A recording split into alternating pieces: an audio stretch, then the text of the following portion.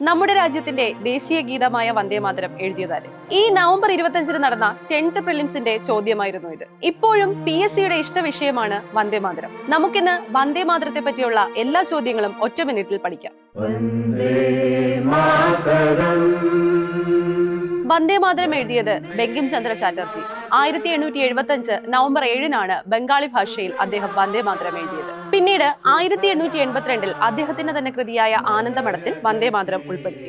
1896 Kolkata INC സമ്മേളനത്തിൽ രവീന്ദ്രനാഥ ടാഗോറാണ് വന്ദേമാതരം ആദ്യമായി ആലപിക്കുന്നത്. 1905 ബംഗാൾ വിഭജന കാലത്ത് പരസ്യമായി വന്ദേമാതരം ചൊല്ലുന്നത് ബ്രിട്ടീഷുകാർ നിരോധിച്ചിരുന്നു. 1950 ജനുവരി 24 ഇന്ത്യയുടെ ദേശീയ ഗീതമായി വന്ദേമാതരം പ്രഖ്യാപിച്ചത്. വന്ദേമാതരത്തിന്റെ 150ാം വാർഷികാഘോഷങ്ങളുടെ ഭാഗമായി ഒരു വർഷം നീണ്ടു നിൽക്കുന്ന പരിപാടികൾക്കാണ് കേന്ദ്ര സർക്കാർ തുടക്കം കുറിച്ചിരിക്കുന്നത്.